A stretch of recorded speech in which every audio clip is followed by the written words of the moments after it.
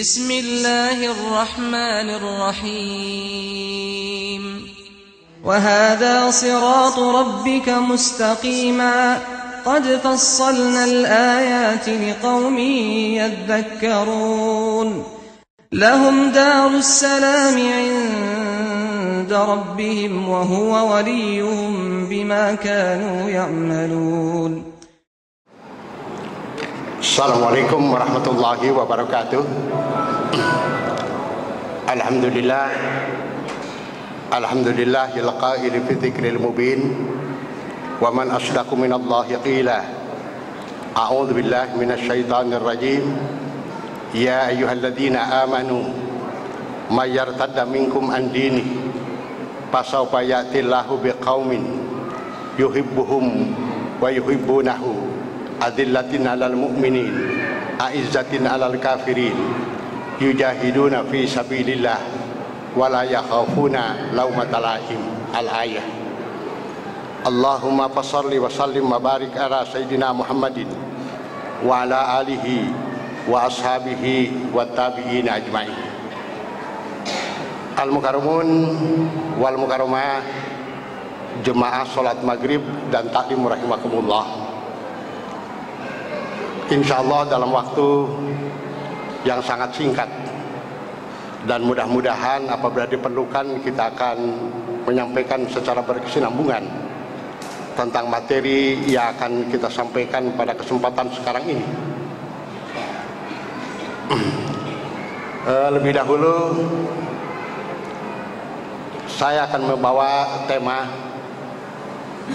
perlu kebersamaan umat Islam untuk menangkal pemurtadan 5F dan 4HT, yang pada kesempatan sekarang ini saya akan sampaikan pengantar lebih dahulu, yaitu ada 3 golongan yang akan dirahmati Allah. Nama saya Khairul Yunus. Saya adalah penasehat Majelis Ulama Indonesia Kabupaten Bogor, dan saya adalah Ketua Dewan Dakwah Islamiyah Indonesia Kabupaten Bogor, dan Wakil Ketua 1 Forum Kerukunan Umat Beragama. Dan mungkin di antara pengurus Masjid Darussalam pernah bertemu dengan saya, termasuk Bapak, saat kita berhadapan dengan Pemda Kabupaten Bogor. Karena walaupun saya baru menginjak sekarang Masjid Darussalam, tapi kami telah mengeluarkan rekomendasi, yang rekomendasi ini sampai hari ini tidak kami cabut, yaitu permintaan dari Darussalam untuk perluasan masjid ini yang mungkin prosesnya belum selesai 100%. Jadi saya dengan sebagian pengurus, ada yang mungkin masih ingat saya waktu kita rapat di DPKBD yang cukup alot, dan saya adalah Wakil Ketua Forum Pondok Pesantren Kabupaten Bogor. Kita akan mencoba melihat lebih dahulu ada sebuah ketidaksempurnaan dalam pelajaran sejarah di negara kita. Di saat membahas menyangkut sejarah, hanya mengenal 4W, yaitu what apa, who siapa, when kapan, where di mana. Namun apabila dipertanyakan yang kelima why, jarang di kalangan kita yang bisa memberikan jawaban. Salah satu contoh, umat Islam hafal bahwa lahir junjungan kita pada bulan Maulid tanggal 12 yang tahun itu disebut tahun gajah. Insya Allah umat Islam akan hafal bahwa pada tahun dilahirkan junjungan kita ada penyerbuan sekelompok orang yang dipimpin oleh Abrohah untuk menghancurkan Ka'bah. Namun apabila dipertanyakan kenapa Abrohah mau menghancurkan Ka'bah, jarang di kalangan kita yang bisa memberikan jawabannya. Nah, ada studi kasus di saat Abrohah dengan pasukannya berhenti kurang lebih 2 km di sebuah tempat yang bernama Mugommas yang mau masuk ke arah Mekah. Dia mendapat laporan bahwa ada 100 unta milik Abdul Muthalib yang digembalakan di dekat tenda Abrohah. Kata Abrohah, tangkap tuh unta, kasih tahu sama Abdul Muthalib, karena Abrohah tahu Abdul Muthalib adalah tokoh Quraisy. Akhirnya Abdul Muthalib datang, lantas kata Abrohah, oh rupanya Anda yang bernama Abdul Muthalib, betul? Konon katanya di tangan Anda ada kunci pembuka Ka'bah. Ya, memang tidak salah. Syukur, kata Abrohah. Saya telah menyiapkan pasukan di dalam menyalip pasukan gajah. tujuannya hanya satu, meratakan Ka'bah yang ada di tangan Anda kuncinya. Karena kami telah membangun sebuah gereja di kota San'a yang sekarang menjadi ibu kota negeri Yaman, yang sekarang lagi perang ancur-ancuran, di mana koalisi 8 negara yang dipimpin oleh Saudi Arabia sedang berusaha menghancurkan Syiah Al-Houthi yang melakukan kudeta dan pembantaian di kawasan San'a. Nah, kata Abrahah, bagaimana komentar Anda ke Abdul Muthalib? Kata Abdul Muthalib, saya datang ke sini berkepentingan terhadap unta saya yang dirampas Anda, kembalikan unta saya. Kata Abrahah, urusan unta gampang, tapi aneh Anda tidak berkomentar tentang Ka'bah yang akan kami hancurkan. Kata Abdul Muthalib, ana rabbil ibil, saya pemilik unta, berkepentingan terhadap unta saya. Walil baiti robban, saya menahu. Adapun urusan Anda mau menghancurkan Ka'bah, Ka'bah bukan urusan saya. Ka'bah ada pemiliknya, yaitu Allah. Pasti Allah akan menghancurkan upaya Anda. Kita tahu persis akhirnya upaya Abrahah hancur berantakan. Allah berfirman, fa arsalna alaihim tayran ababil, dikirimkan ribuan burung ababil yang menghancur lumatkan pasukannya. Ada sebuah pertanyaan, dosakah Abdul Muthalib tidak mempertahankan Ka'bah dari serbuan Abrahah? Ternyata Allah memberikan jawaban pada surat Al-Isra ayat 15. Wa ma kunna mu'adzibina hatta nab'atsa rasula, dan kami tidak akan mengadab suatu kaum sebelum kami utus seorang rasul. Jadi saat kasus itu terjadi, jangankan syariat Islamnya, Nabi Muhammadnya saja belum lahir ke muka bumi.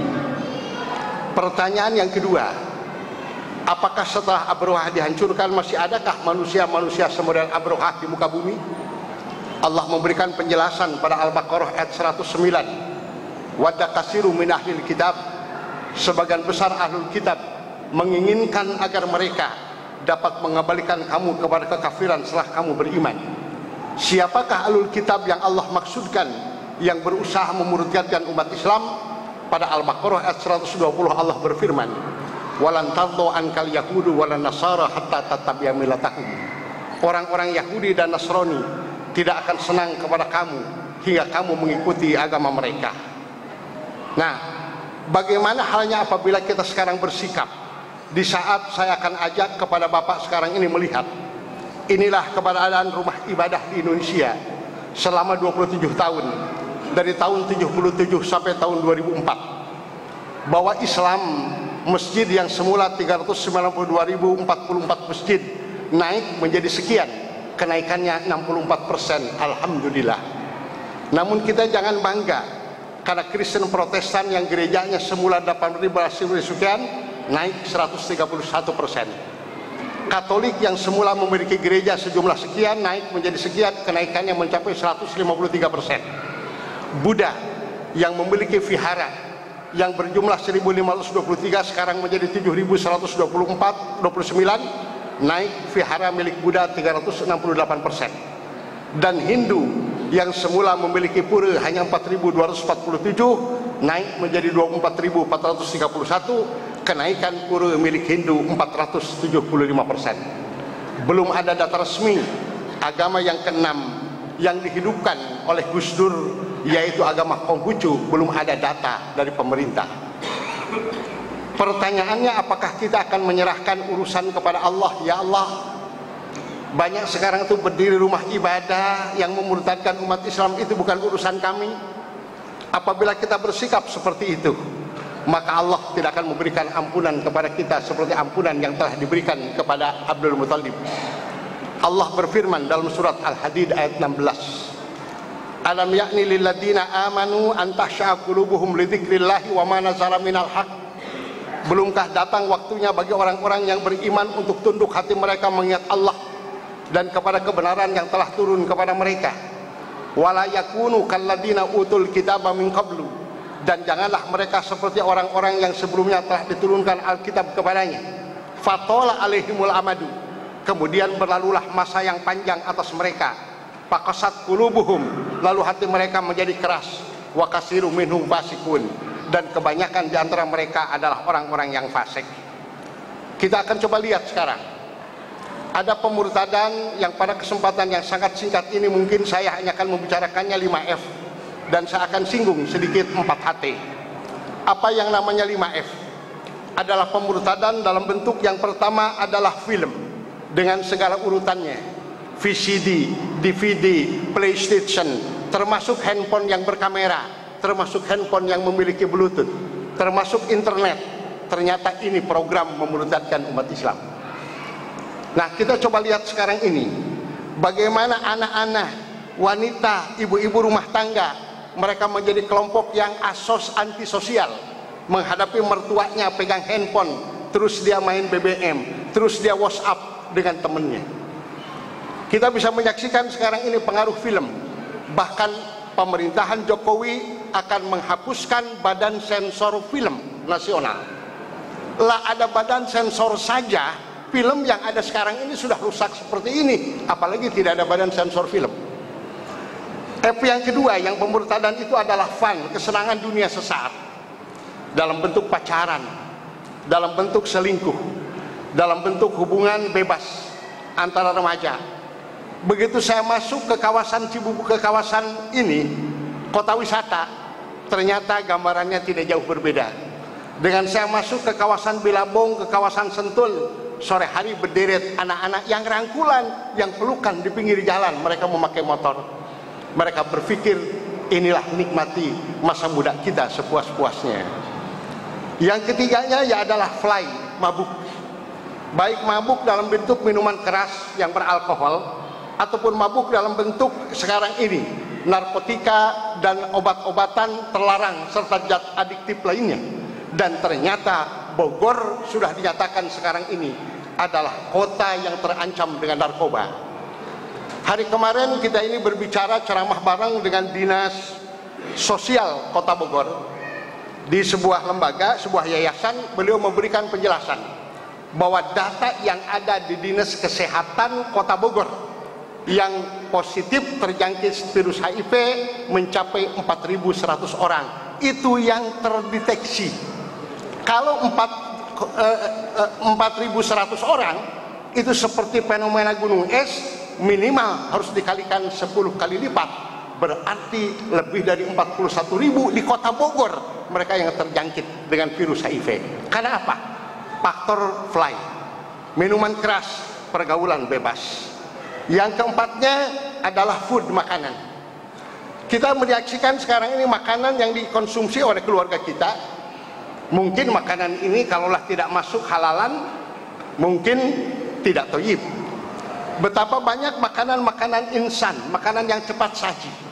Maaf, anak kita sudah tidak kenal yang namanya karedok, tidak kenal yang namanya oseng-oseng, tidak kenal yang namanya ketoprak.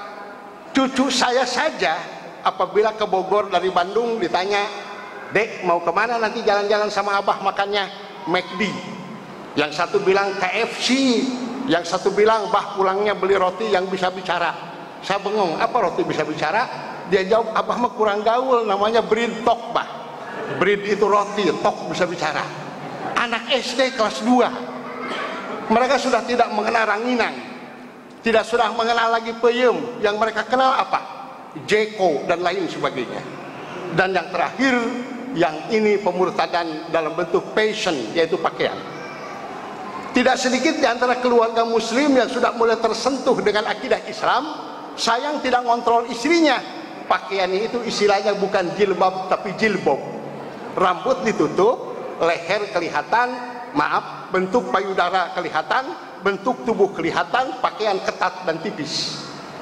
Padahal Rasulullah bersabda dalam hadis riwayat Imam Muslim, di antara mereka yang tidak akan masuk surga, bahkan tidak akan mencium wanginya surga, adalah wanisaun kasiyatun ariyatun mumilatun mailatun. Adalah wanita yang berpakaian tapi telanjang karena minimnya pakaian yang dia pakai, atau karena tipisnya pakaian yang dia pakai, atau ketatnya yang dia pakaian yang dia pakai. Mumilatun mailatun, yang jalannya berlenggak-lenggok, ru'usuhunna ka'asnimatil buhtil mailah, yang rambutnya disasak tinggi, la yadkhulul jannah, tidak akan bisa masuk surga. Wala yajidari haha, bahkan tidak akan mencium wanginya surga. Pada wangi surga bisa dicium dalam jarak yang sangat jauh. Ini adalah pemurtadan yang terjadi. Bahkan kita menyaksikan pesatnya kemajuan teknologi informasi. Kita bisa menyaksikan, ini tayangan, rata-rata anak usia 21 tahun di kota besar telah menghabiskan 10.000 jam untuk bermain video game, menonton televisi selama 20.000 jam, mengirim 200 email, menghabiskan 10.000 jam memakai telepon genggam. Namun mereka meluangkan kurang dari 5.000 jam untuk membaca. Terus berapa persen mereka membaca dan menulis Al-Quran? Ternyata reading hanya 6%. Sebagiannya apabila diambil baca Quran. Karena itu maka MUI telah pada tahun 2012 membuat sebuah penelitian yang hasilnya lulusan SMK, SMA yang bisa baca Quran hanya 35%. Ini sebuah realita, Pak. Saya mencoba mentes yang masuk kuliah di kampus saya, di pesantren saya, yang dia ini dites baca Qurannya, Masya Allah. Ada yang baca Qurannya alhamdulillahirabbil alamin, ngihdinas siratal mustaqim, ngangujubillah. Ternyata itu dari 35% tadi. Mari kita saksikan potret remaja kita saat ini, Pak. Ini seorang cowok, seorang laki-laki dikerubutin 4 gadis. Sudah tidak ada rasa malu dan sungkan lagi. Yang namanya harga diri muruah, yang namanya sekarang ini harga diri sebagai wanita sudah tidak ada lagi. Mereka berebut menciumi cowok idola mereka. Dan anak-anak kita lihat sekarang ini yang membuat geng, bahkan yang namanya funky rock, yang mereka itu rambutnya disasak, diberi kasih warna, pakai anting-anting, pakaiannya belewuk, lantas tidak pernah mandi, minta-minta, bahkan ngemplang di jalan, ngemplang di warung, bahkan maksa meminta bantuan duit. Dan ternyata juga tidak sedikit di antara gadis dan ibu rumah tangga yang menghabiskan waktunya itu di kafe, di mall. Satu saat saya ini kehabisan tinta, ngeprint, lantas saya berangkat ke sebuah mall di Bogor. Saya pakai mobil, kebetulan saat itu mobil yang saya miliki Fortuner. Rupanya dari lantai 2 udah ngincer, ini kakek-kakek berjenggot pakai Fortuner. Begitu naik saya nanya, begitu saya lewat ada yang bersiul, saya lirik cewek yang bersiul. Mau kemana Saya bilang mau beli tinta. Mau ajak dulu di sini dong Yuk kita makan. Saya bilang maaf. Saya bilang boleh nggak saya foto Anda? Boleh, mejeng mereka. Mungkin di antara bapak bilang, alhamdulillah kebetulan istri saya pakai jilbab. Ternyata yang pakai jilbab juga ikut mejeng, Pak. Nah ini sebuah realita. Dan ini kegemaran anak-anak gadis sudah mulai merokok. Wah, bapak bilang alhamdulillah anak gadis saya mau pakai jilbab. Ternyata yang pakai jilbab pun juga merokok. Mereka coret-coret bangku. Pas ditegur mereka bilang, bangku saya, orang tua bayar SPP, orang tua bayar bangunan. Ini adalah hak saya. Kemudian tolong diwaspadai. Sebentar lagi akan ada UAN, ujian akhir nasional. Biasanya anak-anak selesai ujian akhir nasional, mereka itu naik motor. Dan mereka itu bajunya dicoret-coret. Dan anak yang pakai jilbab juga dicoret-coret. Dan yang gilanya ada kepala sekolahnya yang memulai lebih dahulu menyemprotkan pilok di tubuh si anak tadi. Kita harus sepakat mulai sekarang di saat ujian akhir anak kita panggil, nak, baju itu dibeliin sama ayah kamu, hasil keringat ayah kamu. Sepatu juga, ibu membesarkan kamu, ibu tidak ikhlas apabila ada setetes tinta dan cat nempel di tubuhmu. Lebih baik kamu tidak kembali ke rumah daripada kamu membuat malu. Kalau itu sepakat keluarga, insya Allah tidak akan ada coret-coret seperti ini. Kita saksikan sekarang. Dahulu perkelahian 1 lawan 1, dan ternyata juga orang pacaran. Ceweknya juga pakai jilbab. Saya foto ini di situ Cikaret, di dekat Pemda Cibinong. Mungkin bisik si ceweknya, pas si cowoknya nanya, neng kunaon nganggo cinung neng, izin ku Gusti Allah. Neng kumaha upami ku engkang dicium neng, insya Allah. Mungkin jawaban si gadis tadi bisa begitu. Pergaulan yang sangat bebas, apalagi mereka kita lihat yang tidak pakai jilbab. Buntut-buntutnya muncullah yang namanya, kata orang Bandung, galunggung Tasikmalaya, melenung tepuguh bapak, channel tadi kalapaan ngajenol eueuh bapaan. Muncullah yang namanya MBA Married by Accident. Terjadi pengguguran kandungan aborsi yang sangat tinggi di Indonesia. Data dari Departemen Kesehatan, bayi yang diaborsi pada tahun 2014 jumlahnya mencapai 2,5 juta bayi. Kemudian apa yang terjadi kemudian? Anak-anak ini, Abbas Pak, tempat yang paling aman untuk anak-anak mengkonsumsi narkoba adalah WC. Karena di WC ini tidak pernah ada orang masuk WC berduaan ya. Jarang sekali, kecuali orang yang banget ngebet ya di WC berdua. Mereka merasa aman di WC, itulah nyuntik tubuh mereka, dan ternyata overdosis OD banyaknya ditemukan mereka mati di WC. Dan wanitanya kecanduan alkohol dan yang sangat memilukan. Ini pasti anak keluarga muslim, dibonceng celananya ketat, pakai kaos ketat, maaf. Bukan saja celana dalamnya yang kelihatan, lekukan pantatnya aja kelihatan. Ini ya, dimungkinkan ini adalah keluarga muslim. Kita lihat lagi dan kita saksikan. Yang namanya tawuran antar sekolah telah menjadi seolah-olah kurikulum. Setiap minggu atau setiap hari terjadi tawuran. Saya tidak tahu persis di kawasan Cibubur ini, tapi di Bogor setiap Jumat polisi siaga di Kedung Halang. Siaga polisi ini di mana? Di Air Mancur. Siaga di Tajur. Karena tiap Jumat mereka tawuran.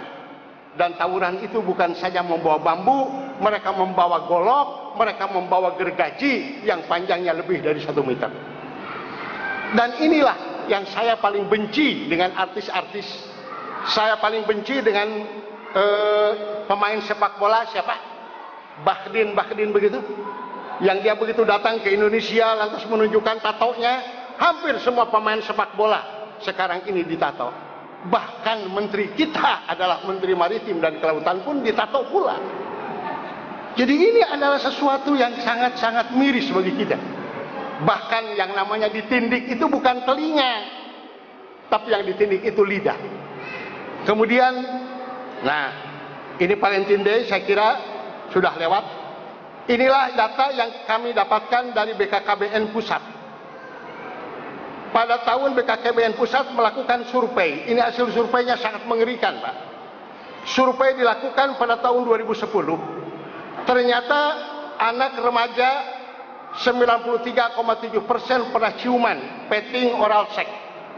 62,7% remaja SMP sudah tidak perawan lagi. 21,2% remaja SMU pernah aborsi dan 97% pernah nonton film porno. Berapa menyatakan bahwa hasil penelitian BKKBN Pusat ada gadis yang di kota-kota besar 54% di Surabaya mereka melakukan seks pranikah, di Medan 52%, untuk di Bogor tidak ada, yang ada cuma Jabodetabek 51%. Bandung 47%, Yogyakarta 37%. Kenapa Yogyakarta rendah? Karena Yogyakarta kota pendidikan. Kenapa Bandung juga rendah? Kota pendidikan. Tapi kenapa Jabodetabek termasuk Bogor, Tangerang, Bekasi, dan Jakarta? Karena ini mereka adalah penyangga ibu kota. Medan jelas tempat pariwisata, Surabaya juga tempat pariwisata. Nah, kita loncat saja. Persoalan bangsa ini siapa yang bertanggung jawab sekarang ini? Apakah pengusaha, pejabat publik? Kita serahkan sama presiden, boro-boro kata presiden, gua mau mikirin bensin juga nggak jelas harganya. Sebulan yang lewat turun, sekarang juga naik. Mau ngasih tahu pengumuman malu, karena kemarin baru diturunin. Apakah kita serahkan kepada tokoh ulama semata-mata dan tokoh agama? Jawabannya tidak. Apakah hanya ini menyangkut masalah kesalahan orang tua, dibebankan ke orang tua? Jawabannya tidak 100%. Apakah hanya dibebankan ke masyarakat? Maka kita sekarang ini harus solid semuanya untuk bersatu padu, terutama dalam membina remaja-remaja kita. Nah, saya kira ini sebagai pengantar tentang apa yang terjadi sekarang ini, sebuah gerakan, apalagi kalau kita lihat sekarang ini yang namanya gerakan kristenisasi yang semakin marak di mana-mana.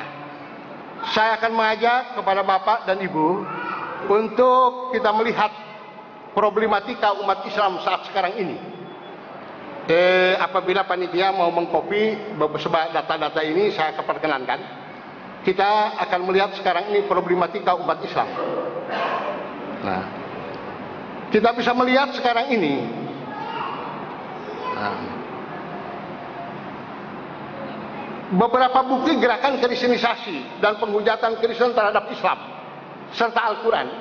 Saya tadi hampir salah, Pak. Hampir, karena saya baru masuk ke sini, begitu lihat sana supir saya bilang belok kanan, Bah, itu katanya masjid, ternyata gereja, Pak. Saya tidak tahu persis gereja itu sudah mengajukan izin atau belum, tapi saya rasa kami belum pernah menandatangani pendirian gereja tadi sejak ada pengurus FKUB. Ternyata yang namanya Bapak ada yang tahu dengan Buya Hamka, ada yang kenal? Ulama besar, tidak diragukan. Beliau adalah penyusun tafsir Al-Azhar. Ada di antara Bapak yang tahu bahwa adiknya Buya Hamka masuk Kristen? Ada yang tahu? Nggak ada. Inilah, Pak, bukunya. Ini buku yang beredar dan dijual di Gramedia. Bahwa judul bukunya Dari Subuh Hingga Malam, Perjalanan Seorang Putra Minang Mencari Jalan Kebenaran, ditulis oleh Abdul Wadud Karim Amarullah. Siapa dia, Abdul Wadud? Dia menulis di sini. Di tanah air, adik dari sastrawan dan ulama Buya Hamka terus mencari aktualisasi diri melalui proses batin diri panjang lebar. Dalam usia 54 tahun, Wadud Amrullah menemukan pegangan hidup yang dicarinya. Ia menerima Yesus Kristus sebagai Tuhan dan Juru Selamat. Ini bukunya, Pak. Nah, pertanyaannya, kalau adik Buya Hamka sudah bisa dikristenkan, apalagi adik saya? Kalau adik Buya Hamka bisa dikristenkan, apalagi anak dan cucu saya? Benarkah dia ini adalah adik Buya Hamka? Ini orangnya. Sekarang masih hidup, dia berada di San Francisco di Amerika. Dia membuat silsilah dalam bukunya ini. Bahwa dia punya ayahnya itu namanya Amrullah. Dan kakeknya itu punya anak yaitu Haji Abdul Karim. Haji Abdul Karim ini melahirkan anak. Yang pertama Fatimah, yang keduanya Abdul Malik yaitu Buya Hamka, yang ketiganya Abdul Kudus, yang keempatnya Asma, yang kelimanya Abdul Bari, yang keenamnya Abdul Mukti, yang ketujuhnya Abdul Wadud si bontot ini. Kenapa adik Buya Hamka sampai pindah agama? Jawabannya adalah ini. Karena dia menikahi gadis bule yang Kristen namanya Vera, gadis di San Francisco. Akhirnya adik Buya Hamka tadi bukan membawa istrinya masuk Islam, bahkan dia kemudian memeluk agama Kristen, dan dia sekarang menjadi pendeta penginjil di San Francisco, dan semua anaknya jadi penginjil, dan dia jor-joran mencari dana untuk membiayai pengkristenan di Sumatera Barat. Maaf, Pak, ini terpaksa saya harus unjukkan, Pak. Ini adalah sebuah fakta. Belum lagi kalau kita berbicara sekarang ini, kan? Kita berbicara, mungkin kemarin itu Bapak Farid Okbah sudah sempat menyampaikan tentang pemurtadan yang marak saat ini. Saya berbicara kemarin di hadapan Musbida. Saya pun penceramah tetap di Mabes TNI Cilangkap. Saya katakan ISIS adalah sebuah bahaya, ISIS adalah sebuah ancaman, tapi ribuan kilometer jauhnya di sana. Jangan sampai kita berkutat dengan mewaspadai ISIS yang ribuan kilometer di sana. Peribahasa mengatakan, kuman di seberat lautan tampak, gajah di pelupuk mata tidak kelihatan. Saya bilang ada ancaman bahwa akan seperti Suriah yang namanya gerakan ISIS di Indonesia. Karena apa? Berkembangnya Syiah di Indonesia. Saya akan sampaikan kepada Bapak, mungkin di antara Bapak sempat mendengar bahwa terjadi penyerbuan terhadap kompleks perumahan Ad-Dikro pimpinan Ustadz Arifin Ilham. Ustadz yang lugu, yang tawadu, yang penuh kesopanan, kesantunan, kompleks rumahnya diserbu oleh 39 orang. Ternyata yang 34 mereka terus ditahan, yang 5 dilepas karena mereka hanya supir ojek. 34 orang tadi mengakui mereka ini adalah Syiah. Betulkah ada penyerangan? Inilah videonya. Jadi kebetulan pada saat penyerangan itu ke tempat itu, ribut di luar, yang namanya Pak Faisal kepala security digebugin dan dibawa, ada yang di rumahnya lantai 2, kemudian ngesut pakai kamera, pakai handphone. Coba kita perhatikan ini.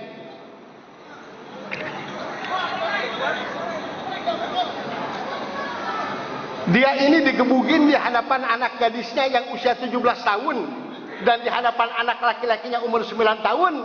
Saat mau keluar dari rumahnya, naik mobil baru saja dihidupin mau nengok ibunya, ternyata gerombolan Syiah tadi langsung menyerang. Akhirnya Faisal tadi digebugin, dia diikat, ditarik pakai motor sejauh 1 kilometer, Pak, untuk ngikuti motor. Kemudian dinaikkan dia ini ke mobil. Nah ini.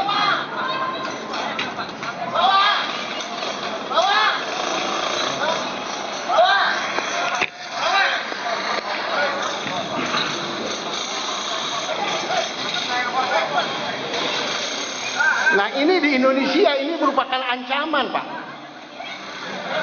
Mungkin kemarin itu Pak Farid Okbah sudah memberikan penjelasan kan tentang masalah Syiah, tapi data ini kan belum dimunculkan oleh beliau kan.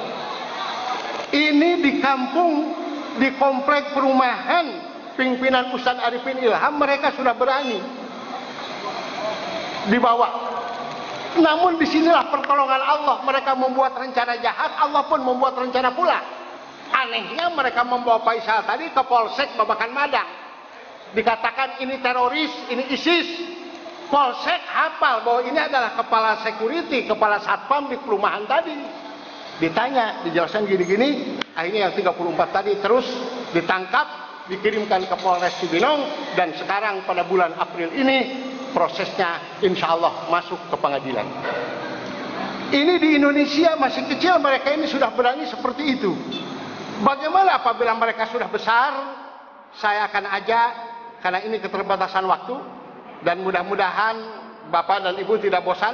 Satu saat mungkin saya akan jelaskan gerakan pemurtadan lewat 4HT.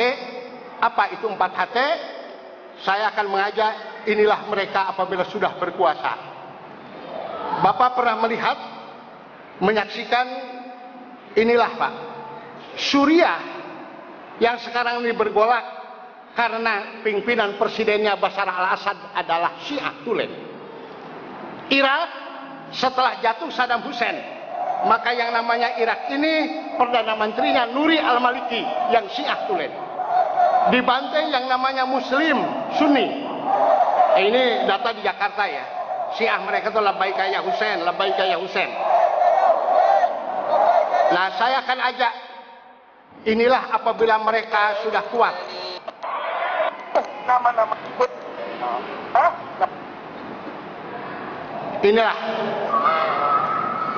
sehingga yang namanya Bashar al-Assad, dia mengatakan saya adalah Tuhan, sudah ngaku dirinya adalah Allah.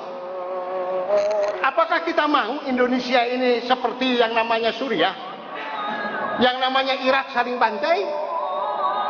Saya katakan di hadapan musbidah, kalau tidak mau ada ISIS di Indonesia, larang keberadaan Syiah di Indonesia. Dunia Islam kembali berduka. Darah kaum muslimin tertumpah lagi. Gelombang protes terhadap rezim otoriter yang bergejolak di Timur Tengah akhirnya sampai di Suriah. Rakyat Suriah menuntut kehidupan bernegara yang lebih baik. Mereka turun ke jalan, berdemonstrasi menuntut perubahan. Namun ternyata aksi damai ini dijawab oleh pemerintah dengan tindakan brutal. Presiden yang berkuasa, Bashar al-Assad, melakukan penyerangan besar-besaran terhadap rakyat sipil yang tidak bersenjata, sehingga banyak korban jatuh di kalangan kaum muslimin. Mereka dibunuh secara kejam dan sporadis. Tercatat sejak 15 Maret 2011 hingga 22 Februari 2012, lebih dari 10.000 orang telah gugur sebagai syuhada. Dari sekian jumlah itu, 750 diantaranya adalah wanita dan 600 diantaranya adalah anak-anak. Terdapat pula sedikitnya 50.000 orang yang terluka. وأنا رهين جنادل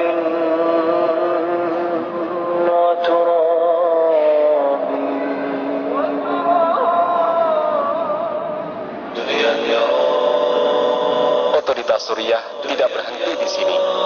Mereka menangkap dan memenjarakan rakyatnya yang melakukan protes, sehingga lebih dari 100.000 orang menghuni jeruji besi. Mereka mengalami penyiksaan dan penganiayaan. Ada sekitar 20.000 tawanan politik yang saat ini berada dalam penyiksaan militer. Selain itu, ada pula sekitar 20.000 orang yang terluka akibat peluru-peluru militer. Negara ini sudah berubah menjadi ladang pembantaian yang sangat menyedihkan. Nah ini Pak, beberapa ulama mereka ditangkap, diikat bareng, dimasukin ke lubang, mereka ini diuruk pelan-pelan sambil katakan Tuhanmu Bashar al-Assad. Mereka ulama tadi mengatakan la Allahu Rabbi, Tuhan kami adalah Allah. Mereka menolak.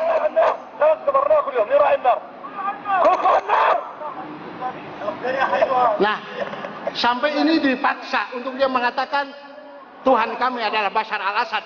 Orang itu mengatakan la Allahu Rabbi, asyhadu an la ilaha illallah wa asyhadu anna Muhammadar Rasulullah. Dikubur mereka hidup-hidup.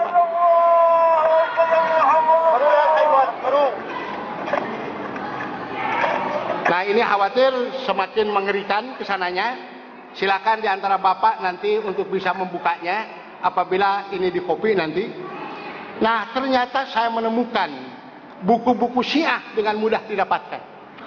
Salah satu di antara buku Syiah, apabila kita ini mau meriksa apakah Syiah itu Islam atau bukan, ini buku Syiah pada halaman 122 ternyata dia beda. Rukun iman kita ada 6, tapi Syiah menyatakan rukun imannya hanya 5. Apa rukun iman Syiah? Ini ditulis oleh Emilia Renita Azet, istrinya Jaludin Rahmat. Di sini rukun iman yang pertama tauhid, keduanya adalah, ketiganya nubuah, yang keempatnya imamah, yang kelimanya al-ma'ad. Hilang iman kepada malaikat Allah dan hilang iman kepada kitab-kitabnya Allah. Lebih mengejutkan lagi, rukun Islam kita kan 5. Ternyata rukun Islam Syiah jumlahnya ada 11, Pak. Silakan nanti lihat. Yang pertama sholat, yang keduanya puasa, yang ketiganya zakat 2,5%, yang keempatnya humus, menyerahkan 1/5 kekayaan dan gaji untuk Syiah. Makanya Syiah banyak duitnya. Kemudian haji, kemudian jihad. Hilang prinsip yang utama, syahadat tidak ada. Setelah itu loncat, setelah angka 7 amar ma'ruf nahi munkar, aneh loncat ke angka 9. Angka 8-nya nggak ada. Pertanyaannya, apa rukun Islam Syiah itu 10 atau 11? Dibilang 11 cuman ada angka 10, dibilang 10 cuman ada angka 11. Ini Pak, banyak buku-buku karena kesempatan yang sangat terbatas. Mungkin Bapak sudah sempat paparin Okbah kemarin menjelaskan tentang syahadat mereka. Sudah belum Pak? Syahadat Syiah. Saya akan sampaikan inilah syahadat Syiah Pak. Jadi orang yang akan masuk Syiah, dia dipandu harus membaca 2 kalimat membaca syahadat. Ternyata syahadatnya adalah ini. Asyhadu anna Aba Bakr wa Umar wa Uthman wa Aisyah wa Hafsah wa Hafsah في النار عاد نعقد مجلس البركة هذا لتلقينه شهادة الإسلام، وحدانية الله تبارك وتعالى، والنبوة والرسالة لسيد الأنبياء وخاتمهم محمد صلى الله عليه وآله، والشهادة بإمامة وولاية الأئمة الأطهار عليهم الصلاة والسلام، ثم الشهادة على أعدائهم عليهم اللعنة والعذاب بأنهم في النار. Jadi seseorang yang mau masuk Syiah, dia dipandu membaca syahadat. Inilah syahadatnya. Asyhadu an la ilaha illallah. Asyhadu an la ilaha illallah. Wahdahu la syarika lah. Wahdahu la syarika lah. La syabiha lahu wa la nadhir. La syabiha lahu wa la nadhir. Jalla jalaluhu. أشهد أن محمدا رسول الله. أشهد أن محمدا رسول الله صلى الله عليه وآله.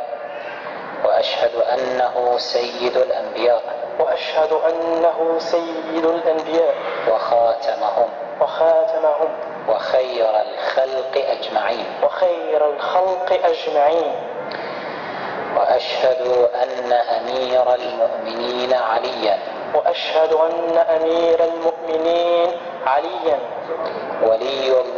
ولي الله صلوات الله وسلامه عليه وأشهد أن فاطمة الزهراء وأبناءها المعصومين حجج الله صلوات الله عليه أجمعين. Perhatikan ini. أن أبا بكر وعمر أشهد أن أبا بكر وعمر وعثمان وعائشة وحفصة في النار أبرأوا إلى الله وإلى رسوله من أبي بكر وعمر وعثمان وعائشة وحفصة وسائر أعداء أهل بيت رسول الله. Pertanyaannya Pak, mari kita renungkan sebagai penutup. Apa kelebihan mereka dibanding dengan Sayyidina Abu Bakar radhiyallahu an yang menyertai Rasulullah saat hijrah dari Mekah ke Madinah, yang bersembunyi di Gua Sur, turun ayat la takhaf wa la tahzan innallaha ma'ana. Ayat tadi berkenaan dengan Abu Bakar yang menyertai Rasul. Apa kelebihan mereka dibanding dengan Sayyidina Umar yang Rasul bersabda apabila Umar jalan dari timur ke barat, setan jalan dari barat ke timur, setan begitu lihat Umar lari terbirit-birit. Apa kelebihan mereka dibanding dengan Sayyidina Utsman, berkat karyanya Quran bisa dihimpun lantas menjadi mushaf yang bisa kita baca. Apa kelebihan mereka dibanding dengan Siti Aisyah yang Rasulullah wafat di pangkuan Siti Aisyah? Mereka menyatakan itu semuanya berada di dalam neraka. Satu saat apabila saya diberikan kesempatan lagi, kita akan coba dengar nanti, kita saksikan bagaimana orang-orang Syiah mengatakan bahwa aras Allah, seluruh planet, langit dan bumi berada di bawah telapak kaki Sayyidina Husain. Bahkan Sayyidina Husain lebih agung, lebih mulia daripada Allah Subhanahu wa taala. Saya kira inilah, saya mohon doanya. Saya insya Allah diminta oleh Bupati Sukabumi, karena sudah ada kantong-kantong di sana di Sukabumi. Kemarin tertangkap imigran gelap yang mereka ini mendarat lewat pantai Pelabuhan Ratu dan tertangkap. Dikhawatirkan mereka adalah Syiah, dan sudah juga ada kantong-kantong Syiah di Sukabumi. Saya harus roadshow membedah Syiah di 6 kecamatan di daerah Sukabumi Selatan. Dari mulai Pelabuhan Ratu, Jampang Kulon, Surade, Tegal Buleun, sampai dengan kecamatan Cibitung, saya harus membedahnya. Mohon doa dari jemaah semuanya agar saya sehat walafiat, selamat dalam ridho Allah Subhanahu wa taala. Saya kira ini yang bisa saya sampaikan. Andai kata satu saat dibutuhkan lebih luas lagi, kita tidak terkat dengan waktu sholat Isya, yang semuanya mungkin juga sudah pada pulang selesai sholat Isya. Saya mohon dibukakan pintu maaf apabila ada kehilapan, ada kesalahan, dan kita tutup dengan doa kifarat majelis. Subhanakallahumma wa bihamdika asyhadu an la ilaha illa anta astaghfiruka wa atubu ilaik. Wassalamualaikum warahmatullahi wabarakatuh.